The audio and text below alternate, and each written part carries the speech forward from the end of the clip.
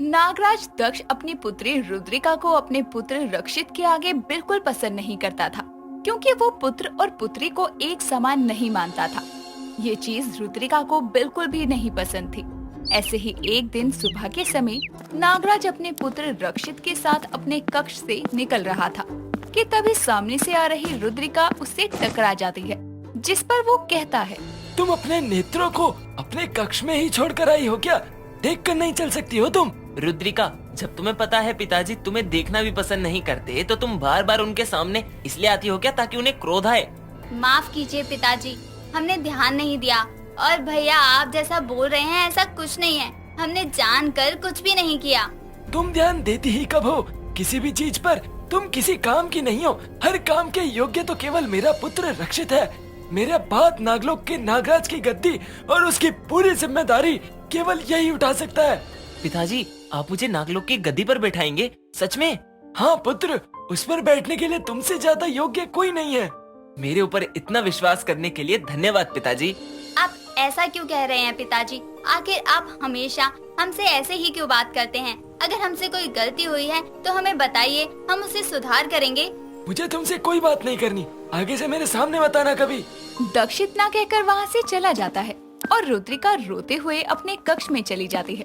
कुछ समय बाद उसकी माँ नागरानी यामिनी उसके कक्ष में आती है और उसे रोता हुआ देखकर कारण पूछती है, जिस पर रुद्रिका उसे सारी बात बताती है, जिसे सुनकर यामिनी कहती है, पुत्री, तुम्हें नागराज की बात सुनकर दुखी होने की कोई जरूरत नहीं है। उनका स्वभाव ही ऐसा है, वो आज भी पुत्री और पुत्र को एक समान नहीं समझते हैं। लेकिन ये तो गलत है ना माँ, हमें इस सोच को बदलना चाहिए। अगर नागलोक के नागराज की ऐसी सोच होगी तो हमारे नागलोक का क्या होगा? हम अपने नागलोक के नाग नागिनों को एक समान अधिकार कैसे दिलवा पाएंगे? मैं बस इतना कहूँगी कि हर चीज और हर सवाल का जवाब होता है, जो समय आने पर मिल जाता है। और मुझे विश्वास है नागराज की सोच भी एक दिन जरूर बदलेगी। तुम दुखी मत हो। माँ, बचपन से ही पिताजी का ये व्यवहार देखकर हम दुखी हो गए हैं। अच्छा ठीक है, तुम अपना मन दुखी ना करो, जाओ कहीं घूम आओ, तुम्हारा मन ठीक हो जाएगा। माँ, हम धरती लोक चले जाएं, समय से लौट आएंगे। धरती लोक में हमारे लिए बहुत खतरा है। माँ, हम इंसानी रूप लेकर जाएंगे, किसी को भी पता नहीं चलेगा। ठीक है, मैं तुम्हारा दिल नहीं तोड़ूंगी, जाओ, लेकिन समय से नागलोक लौट आना। कुछ समय बाद रुद्रिका एक इंसानी लड़की का रूप लेकर धरती लोक के लिए निकलती है, जहाँ पहुँचने के बाद उसकी नजर आसमान में उड़ रही रंग बिरंगी पतंगों पर जाती है, जिन्हें देखकर उसे समझ में नहीं आता कि आखिर वो है क्या। तभी उसकी नजर सड़क किनारे बहुत सारी पतंगों को लिए बैठी एक लड़की राशि पर जाती है और वो उसके पास जाकर कहती है, तुम यहाँ अकेली क्यों बैठी हो? तुमसे क्या मतलब? तुम हो कौन? ठीक है सहेली, अगर तुम हमें नहीं बताना चाहती तो कोई बात नहीं, हम नहीं पूछेंगे। तुम क्रोधित ना हो।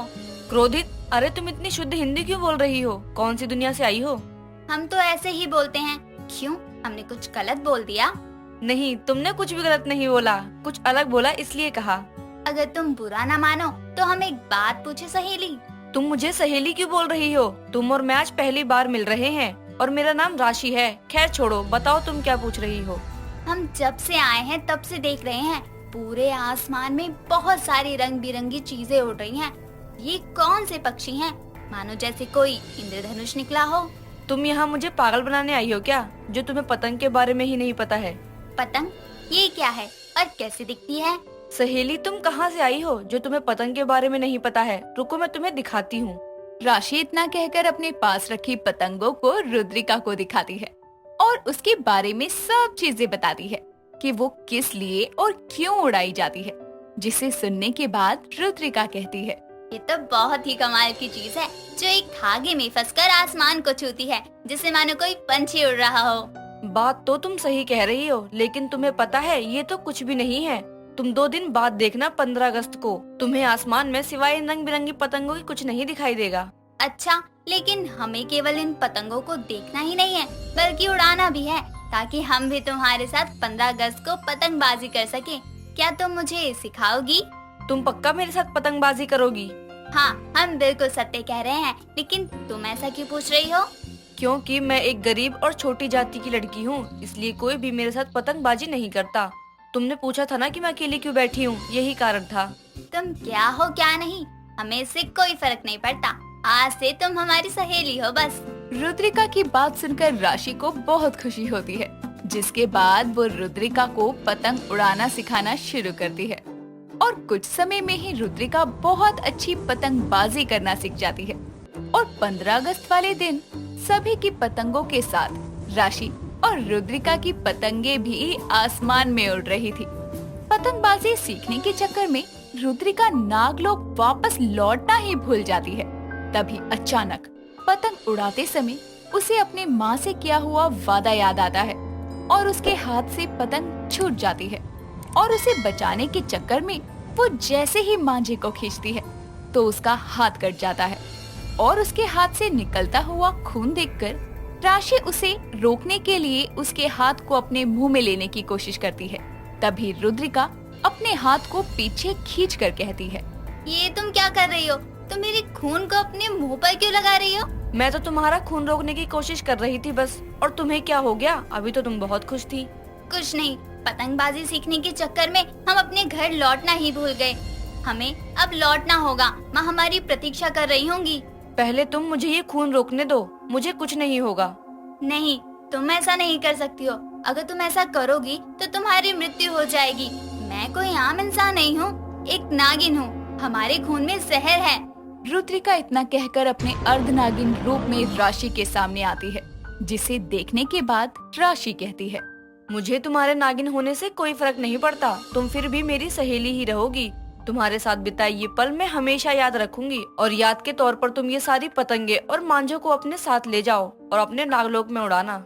राशि की बात सुनकर रुद्रिका बड़ी ही खुशी के साथ बहुत सारी पतंगों को लेकर नागलोक आती है। जहाँ पहुँचने के बाद वो देखती है कि सब नाग नागिन डर के मारे इधर उधर भाग रहे हैं। नागलोक का ऐसा हाल देखकर वो सीधा यामिनी के कक्ष में जाती है और उनसे सारी बात पूछती है, जिस पर यामिनी उसे चील के बारे में बताती है, जो आए दिन किसी न किसी नाग नागिन को अपने पंजे में दबोचकर उड़ जाता है। यामिनी की सारी बातें सुनने के बाद रुद्रिका कहती है, पिताजी ने इसके बारे में कुछ नहीं सोचा। किसी को भी कुछ समझ नहीं आ रहा है। हम लोग तो नाग नागिन है, जमीन के लोगों से लड़ सकते हैं, आसमान में उड़ने वाले लोगों का क्या करें? रुद्रिका और यामिनी आपस में बातें कर ही रहे थे कि अचानक उन्हें नागराज के चिल्लाने की आवाज आती है, जिसे सुनकर दोनों बाहर जाती हैं और देखती हैं कि एक चील रक्षित को अपने पंजों में दबोचकर आसमान में उड़ रहा है। तभी अचानक रुद्रिका को पतंग और मांझों का ख्याल आता है और वो जल्दी से पतंग लाकर नागरानी को मांझा पकड़ाकर पतंग को आसमान में उड़ाती है। उसकी ये पतंगबाजी देखकर पूरा नागलोक हैरान था। कुछ समय बाद वो अपनी पतंग के मांझे की मदद से उस चील को घायल कर देती है और वो खून से लथपथ होकर जमीन पर आ गिरता है, जिसके बाद यामिनी कहती है, तुम ये क्या लेकर आई हो जो आसमान में उड़ता है और इतना तेज है कि इतने बड़े चील को भी घायल कर दिया? माँ ये पतंग है, इसे धरती लोक के लोग आसमान में उड़ाते हैं। हमें क्या पता था कि हमारी शौक में सीखी हुई पतंगबाजी नागलोक के वासियों की जान बचाने के काम आएगी। देखा नागराज, आपने जिस पुत्री को आज तक प्यार से देखा तक नहीं, उसी पुत्री ने आपके बेटे की जान बचाई है। और जिस बेटे को आप अपनी राजगद्दी सौंपने वाले थे, वो न खुद को बचा पाया और न ही नागलोक वासियों के। नागरानी की सारी बातें सुनने के बाद नागराज को अपनी गलती का एहसास होता है और वो रुद्रिका से अपनी गलती की माफी मांगकर उसे दिल से अपना लेते हैं। और इस तरह से रुद्रिका नागिन की पतंगबाजी न केवल नागराज को बल्कि पूरे नागलोक के दिल में राज करती है।